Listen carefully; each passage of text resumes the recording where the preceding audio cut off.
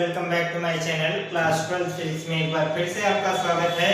और आजकल हम क्लास 12 फिजिक्स का थर्ड चैप्टर कर रहे हैं जिसका नाम है इलेक्ट्रिक करंट। इसका हमने एक लेक्चर किया है जिसमें हमने इलेक्ट्रिक करंट की बेसिक बातें बताई हैं और आज हम उसका सेकंड लेक्चर करेंगे जिसमें हम पढ़ेंगे ड्रिफ्ट वेलोसिटी, इलेक्ट्रॉनों का माध्य मुक्त पथ पढ़ेंगे, साथ में ओम्स लॉ और इससे रिलेटेड कुछ और भी इंपॉर्टेंट टॉपिक पढ़ेंगे।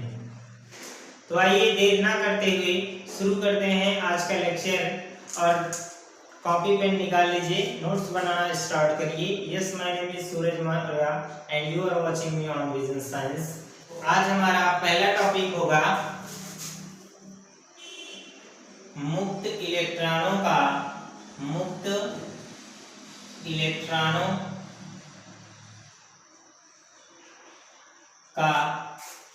माध्य मुक्त पथ।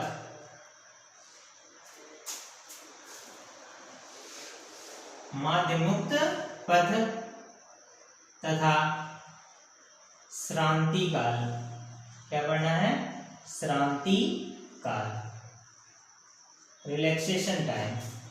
ठीक है, तो इसमें हम पहला ये पढ़ेंगे मुक्त इलेक्ट्रॉनों का माध्य मुक्त पथ। देखिए, सबसे पहले आपको पता होना चाहिए कि मुक्त इलेक्ट्रॉन कहाँ पर होते हैं। किसी भी चालक तार में मुक्त इलेक्ट्रॉन होते हैं, यानी जो भी चालक जितना अधिक अच्छा होगा उसमें मुक्त इलेक्ट्रॉनों की संख्या उतनी ही अधिक होगी। तो यहाँ पर यदि हम एक चालक तार लें इस तरह से, सपोज ये हमारा एक चालक तार है, तो इसमें मुक्त इलेक्ट्रॉनों की संख्या होगी। ठीक है, इस तरह से ढेर सारे मुक्त इलेक्ट्रॉन होंगे और ये क्या करते हैं, इसमें अनियमित रूप से गति कर रहे होते हैं। ठीक है, स्थिर आयनों के बीच गति कर रहे होते हैं और जब ये गति करते हैं तो आपस में इनकी क्या होती है? टक्कर होती है। क्या होती है? टक्कर होती है। देखिए, आप लोगों ने कभी कंप्यूटर की स्क्रीन पर एक स्क्रीन सेवर देखा होगा। इस तरह से जैसे बॉल होता है ना, ऐसे स्क्रीन पर ऐसे स्क्रीन सेवर लगा हुआ होता है, तो इलेक्ट्रॉन इस तरह से, जैसे जो बॉल होता है वो इस तरह से जाता है, एक बार इधर जाता है, फिर एक बार इधर आता है, फिर ऐसे जाता है, फिर ऐसे जाता है।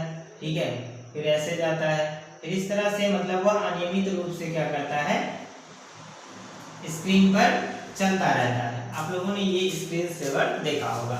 तो कहने का अर्थ यह है कि ठीक इसी तरह से जो चालक तार में मुक्त इलेक्ट्रॉन होते हैं वो भी गति कर रहे होते हैं और जब ये अनियमित रूप से गति करते हैं तो इनका धनायनों से क्या होता है? टक्कर होता है। अब यही टक्कर, इसी टक्कर से ही हम क्या करेंगे, ये समझेंगे कि माध्य मुक्त पथ क्या होता है। देखिए, जब इलेक्ट्रॉन टकराते हैं, ठीक है, तो किन्हीं भी दो क्रमागत टक्करों के बीच, क्या कह रहे हैं हम, ध्यान से सुनिएगा, किन्हीं दो क्रमागत टक्करों के बीच चली गई दूरी को ही क्या कहते हैं? माध्य मुक्त पथ कहते हैं। यानी अनियमित जब गति करते हैं तो मुक्त इलेक्ट्रॉनों के दो क्रमागत टक्कर, जैसे एक टक्कर यहाँ पर हुआ, फिर अगला टक्कर यहाँ होगा, तो इस दो टक्कर के बीच जो ये बीच की दूरी होगी, इसी को हम क्या कहेंगे? माध्य मुक्त पथ कहेंगे। क्या कहेंगे बेटा? पथ कहेंगे। ठीक है, इसे क्या कहते हैं? लैम्डा से प्रदर्शित किया जाता है। किससे प्रदर्शित किया जाता है? लैम्डा से। ठीक है, और जब ये गति कर रहे होते हैं इलेक्ट्रॉन, तो जो इनकी चाल होती है वो लगभग 10 के पावर -5 मीटर पर सेकंड का वेग होता है। यानी लगभग 1,00,000 मीटर पर सेकंड के वेग से ये अनियमित रूप से गति करते हैं। तो इस तरह से ये क्या करते हैं? गति करते हुए टक्कर करते हैं और दो क्रमागत टक्करों के बीच चले गए पथ की लंबाई को ही माध्य मुक्त पथ कहते हैं। इसे क्या करते हैं? लैम्डा से प्रदर्शित किया जाता है। किससे प्रदर्शित किया जाता है? लैम्डा से। ठीक है, लैम्डा से प्रदर्शित किया जाता है। और धातुओं में मुक्त इलेक्ट्रॉन होते हैं, तो कुछ अधिकांश धातुओं में जो होता है, ये जो लैम्डा का जो वैल्यू होता है वो लगभग 10⁻⁹ मीटर होता है। ये अप्रोक्सीमेटली इतना लगभग होता है। ठीक है, तो उम्मीद है कि ये बातें आपको समझ में आ गई होंगी। अब हम समझते हैं कि श्रांति काल क्या होता है। ठीक है, क्या समझना है आपकी बात? श्रांति काल क्या होता है? श्रांति काल को इंग्लिश में हम कहते हैं रिलैक्सेशन टाइम। क्या कहते हैं? Relaxation time.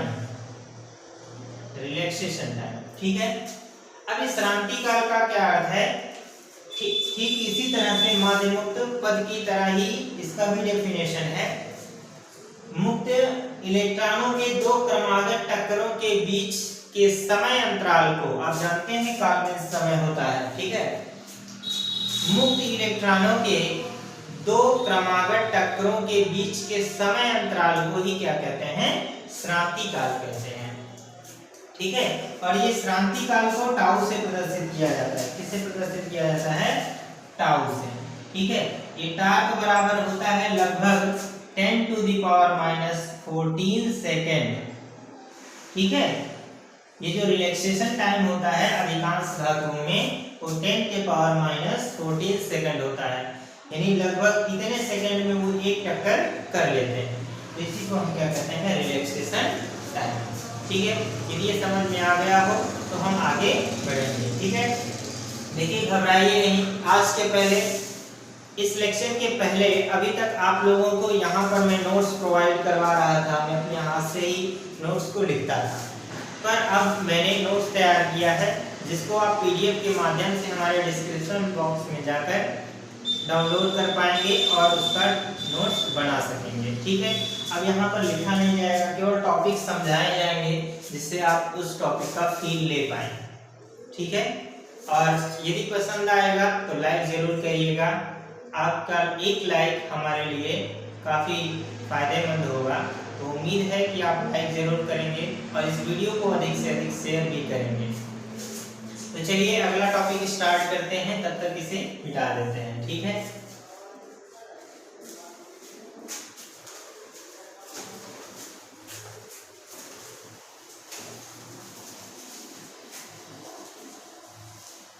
हमारा नेक्स्ट टॉपिक होगा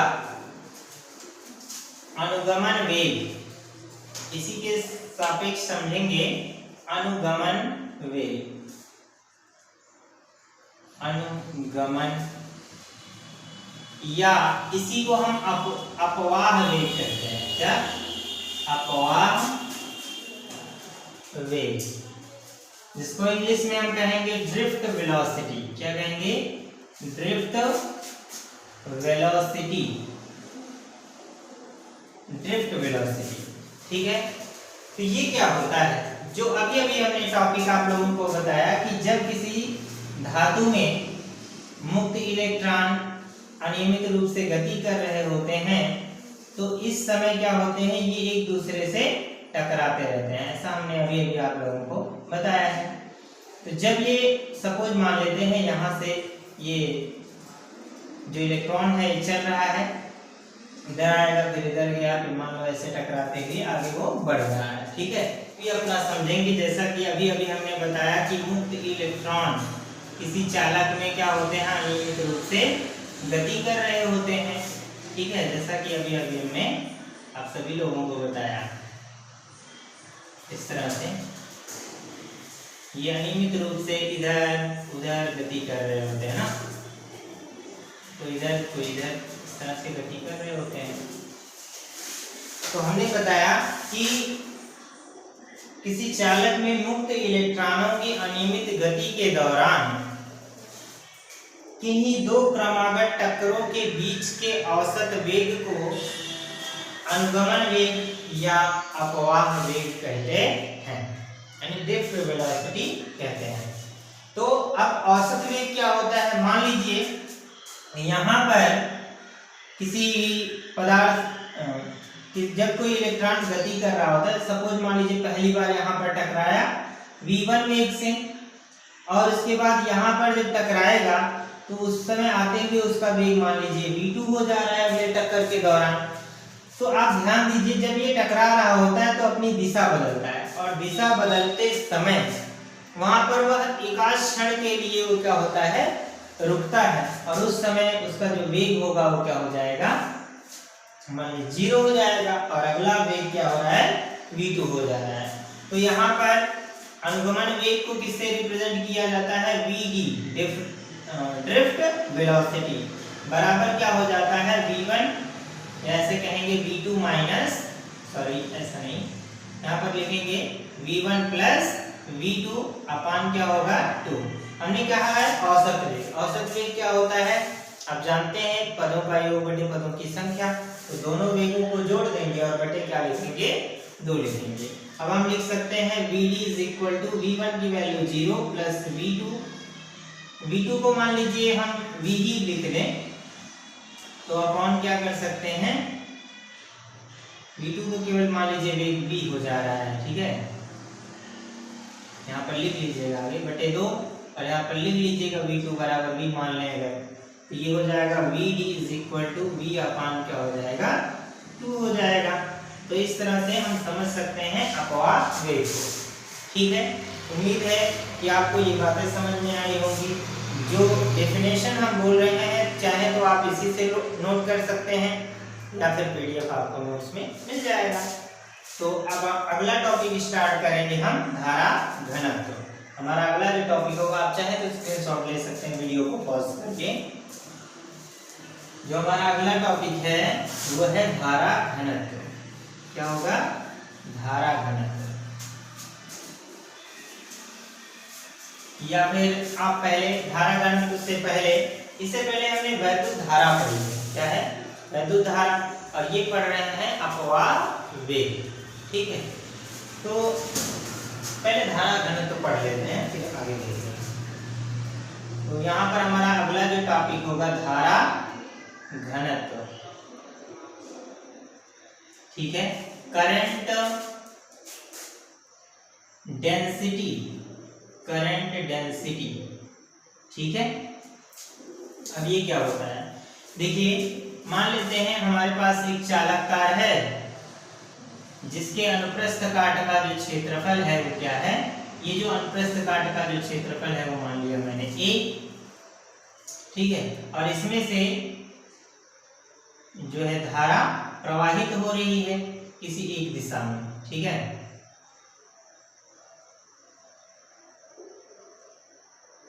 किसी एक दिशा में, मान लो किसी भी दिशा में, ऐसे सपोज धारा प्रवाहित हो रही है इसमें, ठीक है। तो क्या होता है, किसी एकांक क्षेत्रफल से, एकांक क्षेत्रफल में, किसी एकांक क्षेत्रफल के लंबवत, अब आप देखिए अनुप्रस्थ काट क्या होता है ये भी समझना है पहले। अनुप्रस्थ काट जैसे आप जानते हैं चालक का ऐसे लंबा होता है सीधा, है ना, बेलनाकार। तो इसका जो ये काट होता है ये वृत्ताकार, इसी को क्या कहते हैं, अनुप्रस्थ काट करते हैं ना, और इसी का क्षेत्रफल यहाँ पर लिखा गया है। अब अगर आप ध्यान दो कि अगर ऐसे छोटे छोटे टुकड़ों में हम इसे ऐसे काटें तो ऐसे बहुत सारे क्या होंगे, क्षेत्रफल बनेंगे वृत्ताकार, है ना। तो यहाँ पर ये कहने का अर्थ है कि किसी एकांक क्षेत्रफल से, किसी एक जगह पर, किसी एकांक क्षण पर एकांक क्षेत्रफल से, सपोज यहीं पर हम एक क्षेत्रफल मान लें, यह a, एकांक क्षेत्रफल से लंबवत गुजरने वाली धारा, ये जो धारा है लंबवत, इस तरह से जैसे ये गुजर रहा है तो इससे लंबवत धारा इस इधर ही, ठीक है। लंबवत गुजरने वाली धारा I तथा अनुप्रस्थ काट के क्षेत्रफल के अनुपात को ही क्या कहा जाता है, धारा घनत्व। और धारा घनत्व को किससे प्रदर्शित करते हैं, J से, ठीक है। परिभाषा एक बार फिर से हम रिवाइज कर रहे हैं। देखिए, जब किसी चालक तार में धारा प्रवाहित हो रही होती है, ठीक है, तो चालक में प्रवाहित अनुप्रस्थ का किसी एकांक क्षेत्रफल से, एक बार फिर से कहेंगे, चालक तार में किसी एकांक क्षेत्रफल के अभिलंबवत बहने वाली धारा तथा उस अनुप्रस्थ काट के क्षेत्रफल के अनुपात को ही क्या कहते हैं, धारा घनत्व कहते कहते हैं और धारा घनत्व को J से प्रदर्शित किया जाता है, ध्यान रखना है आपको। ये हमारा धारा घनत्व, ठीक है। धारा घनत्व J बराबर I अपान क्या हो जाएगा, A हो जाएगा। तो इस तरह से हम समझ सकते हैं धारा घनत्व। तो काफी छोटे छोटे टॉपिक हैं, इन्हें हम आसानी से समझ सकते हैं। अब यहाँ पर हम अगला टॉपिक करेंगे, आप चाहें तो इसका स्क्रीनशॉट ले सकते हैं।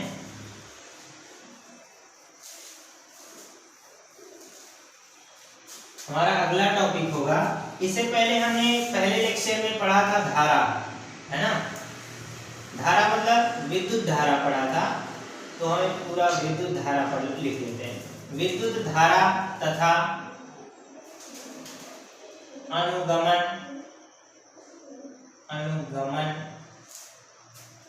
वेग में संबंध है। अनुगमन वेग में क्या करते हैं, संबंध, relation between electric current and drift velocity, ठीक है। आपने देखा था जैसे एक चालक तार है, इस तरह से होता है पतला सा, पर इसे हम थोड़ा सा यहाँ पर मान लीजिए मोटा बना दे रहे हैं। ये हमारा चालक तार है, ठीक है। और इस चालक तार के अनुप्रस्थ काट का क्षेत्रफल हम मान ले रहे हैं A, और इसमें मान लेते हैं I धारा प्रवाहित हो रही है। धारा कैसी प्रवाहित हो रही है, I। और इसमें जो इलेक्ट्रॉन है, यानी जो आवेश हैं, जब प्रवाहित होंगे, सपोज मान लीजिए वैसे धारा की दिशा ये है, तो इलेक्ट्रॉन के प्रवाहित होने की दिशा ये होगी, आप जानते हैं, ये हमने पहले ही लेक्चर में आप लोगों को बता दिया है, ठीक है। जब इलेक्ट्रॉन इधर प्रवाहित हो रहे हैं तो धारा की दिशा ये होगी। अब मान लीजिए जो ये इलेक्ट्रॉन है, ठीक है, ये जो इलेक्ट्रॉन है, इनका जो वेग है वो हमने क्या मान लिया, Vd। ये Vd वेग से मान लीजिए इधर प्रवाहित हो रहे हैं, ठीक है, जा रहे हैं। अब इसमें हम लिखेंगे, और मान लीजिए इसमें किसी एकांक क्षेत्रफल से प्रवाहित होने वाले इलेक्ट्रॉनों की जो संख्या है वो हम मान ले रहे हैं n, मान ले रहे हैं। संख्या क्या मान रहे हैं, n मान ले रहे हैं। तो यहां पर हम लिखेंगे एकांक आयतन में प्रवाहित यहां पर 1 सेकंड, ये भी लिख लें, 1 सेकंड में एकांक आयतन में प्रवाहित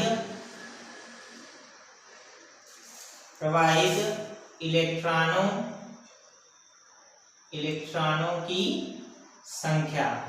तो संख्या क्या हो जाएगी, मान लीजिए संख्या n है, संख्या बराबर n तो है, लेकिन एकांक आयतन से प्रवाहित हो रहा है, तो हम जानते हैं आयतन क्या हो जाएगा, यहाँ पर A इंटू Vd हो जाएगा।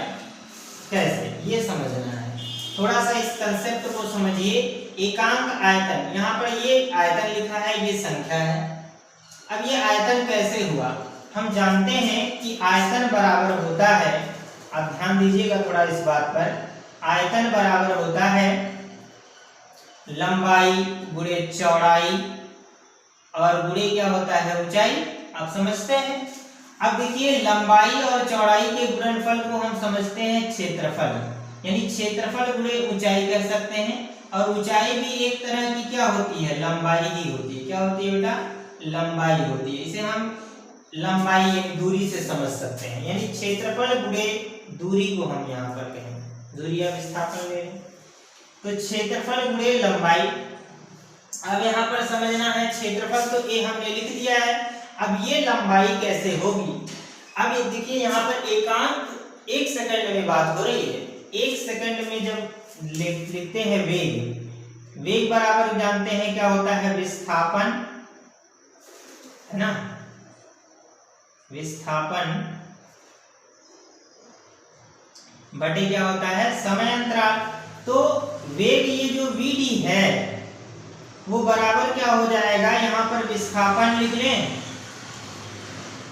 विस्थापन यानी दूरी कह सकते हैं, और बटे समय, समय तो हमने 1 ही सेकंड लिया है ना, तो 1 सेकंड अगर नीचे लिखोगे तो विस्थापन बराबर हो जाएगा वेग के, यानी ये जो दूरी है, विस्थापन को हम यहाँ पर देखो लंबाई के रूप में कह सकते हैं ना, तो विस्थापन बराबर क्या हो जाएगा vd के, यानी यहाँ पर आयतन को हम क्षेत्रफल गुणे लंबाई लिखते हैं, और लंबाई को हम एकांक समय अगर ले रहे हैं तो vd ही उसका क्या हो जाएगा, विस्थापन हो जाएगा, दूरी हो जाएगा।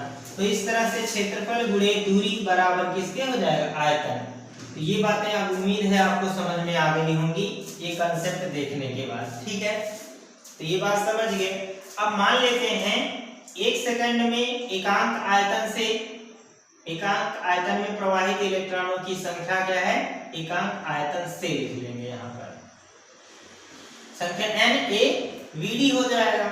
अब इसी तरह से t सेकंड में अगर बात करेंगे, t सेकंड में प्रवाहित एकांक आयतन में इलेक्ट्रॉनों की संख्या क्या हो जाएगा, n a vd इंटू क्या हो जाएगा, t हो जाएगा। ये इलेक्ट्रॉनों की क्या है, संख्या है। अब इसी को लिखते हैं t सेकंड, t सेकंड में प्रवाहित आवेश, प्रवाहित आवेश, आवेश को Q से रिप्रेजेंट किया जाता है। Q बराबर फॉर्मूला होता है इलेक्ट्रॉनों की संख्या, ऐसा आप लोग फॉर्मूला पढ़े होंगे, इलेक्ट्रॉनों की संख्या, संख्या तो यही है, तो n a vd into T, और एक इलेक्ट्रॉन पर जो आवेश होता है वो यहाँ पर लिख दिया जाएगा इंटू ई। ऐसा कैसे हो गया, आप यहाँ पर लिख सकते हैं क्योंकि Q बराबर होता है n इंटू ई। n क्या है, इलेक्ट्रॉनों की संख्या है, और ई क्या है, इलेक्ट्रॉन पर आवेश। तो ये संख्या की जगह पर हमने t सेकंड में प्रवाहित होने वाले इलेक्ट्रॉनों की संख्या n a v d into T लिखा है, तो ये संख्या हो जाएगी, और ये आवेश यहाँ पर हमने लिख रखा है। क्या ये बातें समझ में आ गई। अब यहाँ पर हम देखेंगे, चूंकि हम जानते हैं विद्युत धारा, विद्युत धारा I बराबर होता है Q अपॉन T होता है। अब यहाँ पर आप चाहें तो इसको रिलेशन नंबर फर्स्ट लिख सकते थे, या रहने दीजिए, I बराबर लिख सकते हैं, Q का वैल्यू यहाँ से पुट कर दें यहाँ पर, तो हो जाएगा n a vd into T into क्या हो जाएगा, e, और अपॉन में क्या है, t है, t से t कैंसिल हो जाएगा, तो मैं लिख सकता हूँ I को चाहे तो आप कैपिटल लिख लीजिए, थोड़ा अच्छा रहेगा ऐसे। I बराबर क्या हो जाएगा, n, देखो t से t कैंसिल हो गया, n e vd और into a, n e vd into a।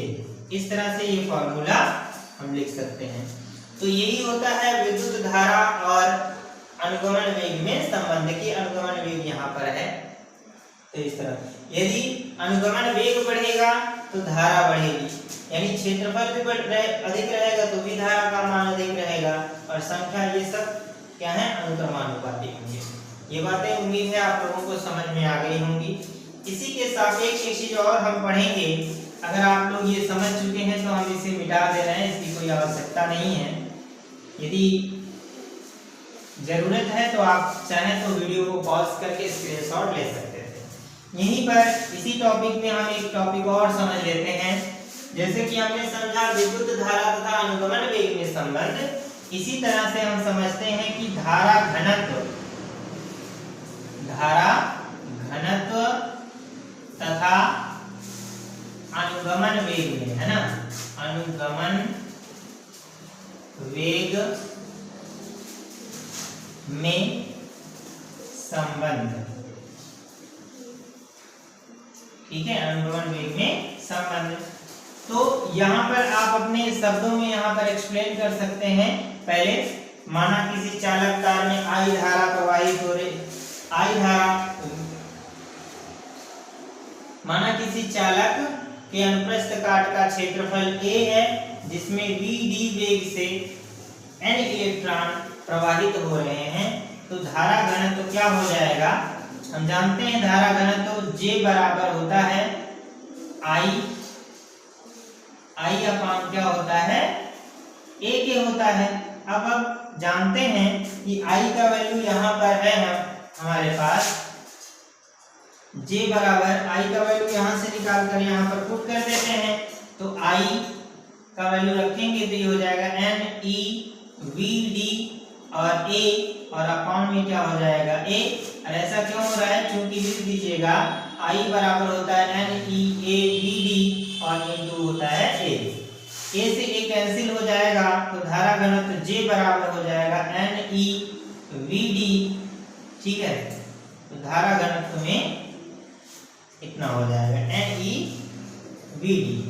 Clear? उम्मीद है कि ये समझ में आ गया होगा।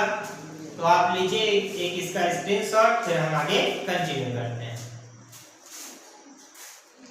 हमारा नेक्स्ट टॉपिक है ओम का नियम, है ना, यानी ओम्स लॉ।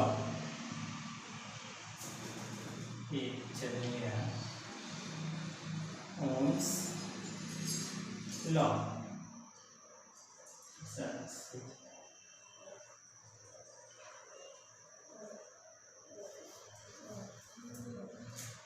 हमारा नेक्स्ट टॉपिक है ओम्स लॉ, है ना, ओम्स लॉ।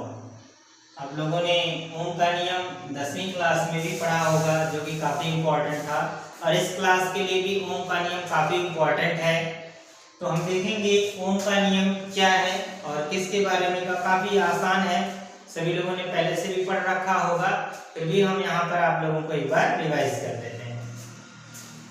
तो ओम ने जो कहा है उनके स्टेटमेंट को एक बार यहाँ पर लिखना है आपको, है ना। ओम के नियम के अनुसार किसी चालक की भौतिक अवस्था जैसे ताप, लंबाई इत्यादि में परिवर्तन ना हो, तो चालक के सिरों पर लगाया गया विभवांतर उनमें प्रवाहित धारा के अनुक्रमानुपाती होता है। एक बार फिर से मैं इस स्टेटमेंट को रिवाइज करूंगा, आप ध्यान दीजिएगा। ओम के नियम के अनुसार यदि किसी चालक की भौतिक अवस्था जैसे ताप, लंबाई इत्यादि में परिवर्तन ना हो, तो चालक के सिरों पर लगाया गया विभवांतर को V से रिप्रेजेंट करते हैं।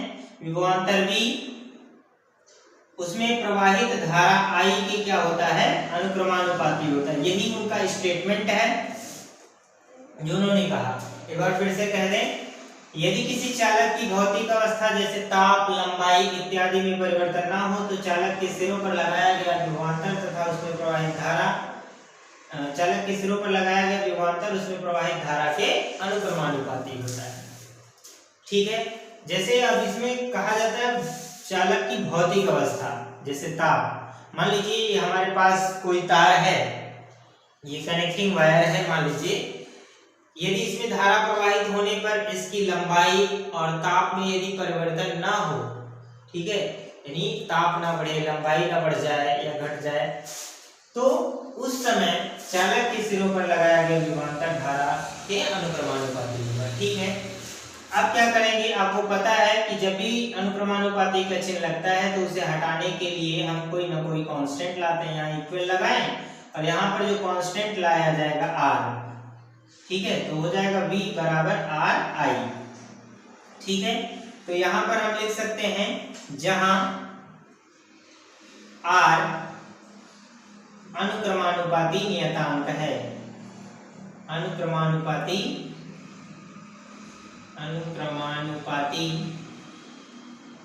नियतांक है। ठीक है, जिसे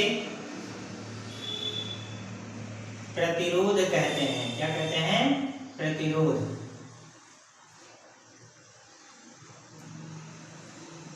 किसका प्रतिरोध? यहां पर लिख लेंगे जिसे चालक का, ये ध्यान रखेंगे, जिसे चालक का प्रतिरोध कहते हैं। अब ये प्रतिरोध क्या होता है, इस बात को समझ लेते हैं।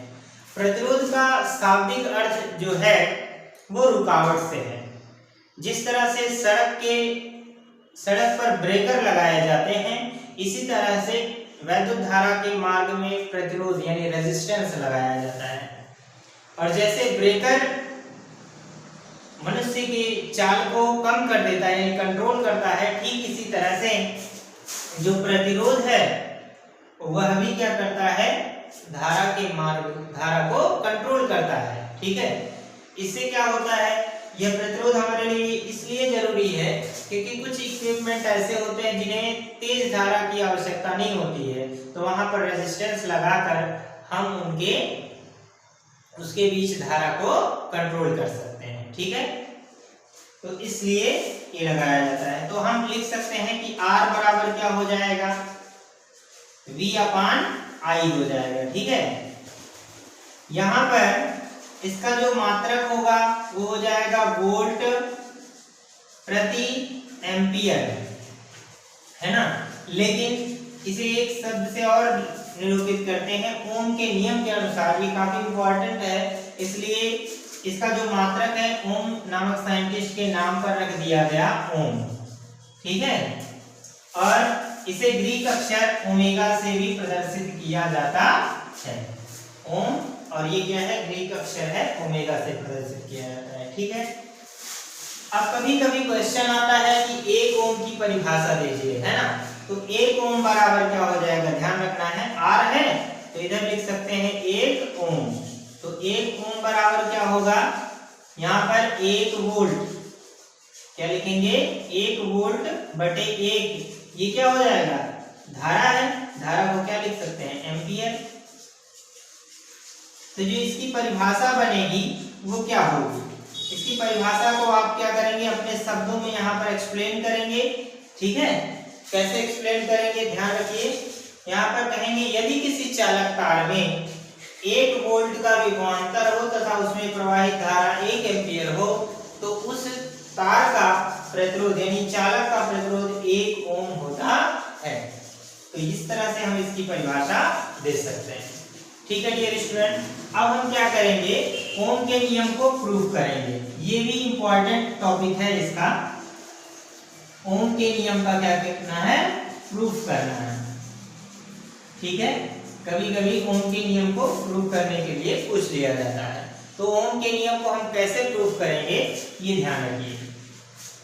देखिए, ओम के नियम को प्रूव करने के लिए हमारे पास एक ट्रिक है, जिसे आप देखकर आप इसको आसानी से डेरिवेट कर पाएंगे। वो आपके लिए काफी इजी हो जाएगा, एग्जाम में ये सब लिखना नहीं रहेगा, पर इस ट्रिक्स को आप क्या करिए, याद कर लीजिए, जिससे आप इस प्रूफ को आसानी से कर पाएंगे, इस डेरिवेशन को कर पाएंगे। ठीक है, तो यहाँ पर ये हमारा लिखेंगे ट्रिक्स, यहाँ पर हम लिख सकते हैं ट्रिक्स। ये ट्रिक क्या होगा, तो सबसे पहले यहाँ पर पहला स्टेप हम लिखेंगे, E बराबर निकालेंगे, V/, क्या होगा, L। E क्या है, विद्युत वाहक बल, V क्या है, वोल्ट है, और ये L क्या है, तार की लंबाई है। और अगला जो स्टेप आएगा, इसी के सापेक्ष हम निकालेंगे F, बल, है ना। बल F बराबर क्या हो जाएगा, E। वैसे तो F बराबर हम जानते हैं Q0 इंटू E होता है, पर यहाँ पर जो आवेश है Q0, उसकी जगह पर यदि हम E मान लें, तो ये फॉर्मूला जो हमारा बनेगा F बराबर E इंटू A बनेगा। अब इसकी सहायता से हम क्या करेंगे, त्वरण निकालेंगे। A बराबर क्या हो जाएगा, F बटा M होगा। अब त्वरण किस चीज का निकालेंगे, जब चालक में धारा प्रवाहित होती है तो इलेक्ट्रॉन का वेग बढ़ता है, और उसी के सापेक्ष जैसे जब विद्युत वाहक बल लगाते हैं तो वेग बढ़ जाता है, वेग के सापेक्ष उसका त्वरण बढ़ेगा, तो त्वरण को भी हम यहाँ पर निकालेंगे। अब इसी से अगला जो हमारा स्टेप आएगा, वो चौथा स्टेप आएगा, गति का नियम लगाएंगे। V बराबर हो जाएगा U प्लस AT, गति का नियम लगाएंगे। और ये जो वास्तव में जो V होगा ना, ये ड्रिफ्ट वेलोसिटी होगी, VD, है ना, ये चीज यहाँ से निकाल लेंगे। और इसके बाद आखिरी स्टेप आएगा, VD कहाँ पर लगता है, I बराबर होता है N into E into VD into क्या होता है, A। ठीक है, तो ये हमारे 5 वर्किंग स्टेप अगर आप याद कर लेते हैं तो आप इस डेरिवेशन को काफी इजीली सॉल्व कर सकते हैं। देखिए ये एकदम बिल्कुल सीक्वेंस से है, पहले ई निकालोगे तो ई का वैल्यू यहाँ पर पुट करोगे, एफ निकलेगा, एफ का वैल्यू यहाँ पर पुट करना, ए निकलेगा, ए का वैल्यू यहाँ पर पुट करना। जब ए निकल जाएगा, ए के द्वारा हम क्या निकालेंगे, बी डी निकालेंगे। अब बी डी निकलने के बाद इसको यहाँ पर पुट कर देंगे तो हम क्या कर सकते हैं, आई मीन इसका डेरिवेशन कर पाएंगे। ठीक है, वैल्यू निकल जाएगी तो ओम का नियम प्रूफ कर लेंगे। अब यहाँ पर शुरू करते हैं। देखिए इस चीज को आपको एग्जाम में नहीं लिखना है, बस आपको याद करना है ये ट्रिक। ठीक है, तो सबसे पहले अब शुरू करते हैं यहाँ से, इसके बाद हम लिखेंगे, चूंकि हमको पता है E इंटू होता है V अपान L होता है। अब क्या करेंगे, चूंकि ये भी हमें पता है कि F बराबर होता है E इंटू E होता है। अब E के वैल्यू को यहाँ पर लाकर भर दें तो हमारा हो जाएगा F बराबर हो जाएगा E into V upon L हो जाएगा। अब F का मान निकल गया तो फिर हम क्या लिखेंगे, अब now A is equal to होता है F बटा M होता है। तो F की वैल्यू यहाँ पर लाकर अगर पुट करें तो A बराबर हो जाएगा E V और अपान में क्या होगा L, और नीचे M पहले से है तो यहाँ पर हम क्या लिख देंगे, M लिख देंगे। ठीक है, ये A निकल गया। अब A की सहायता से हम क्या करेंगे, VD निकालेंगे, है ना।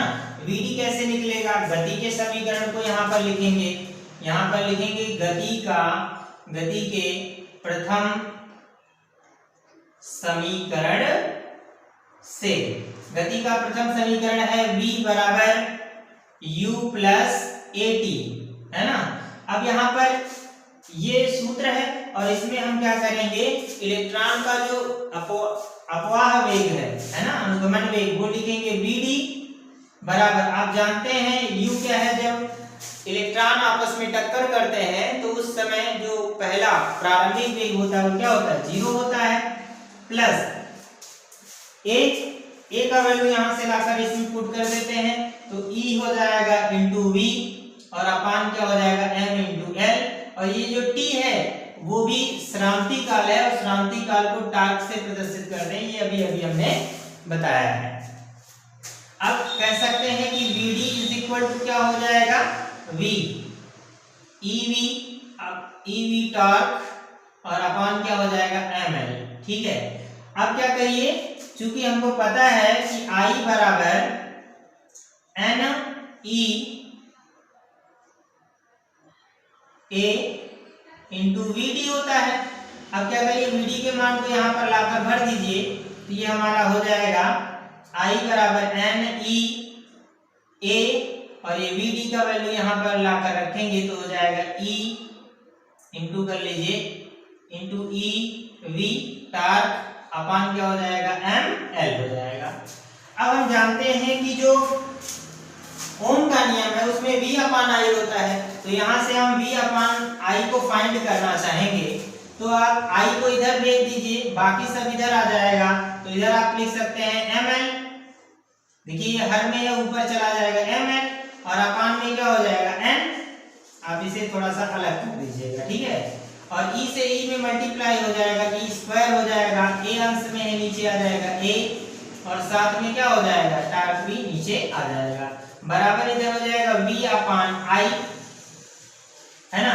और इतने पूरे पद को ओम ने क्या माना, कांस्टेंट माना, जिसे हम क्या कहते हैं, प्रतिरोध कहते हैं।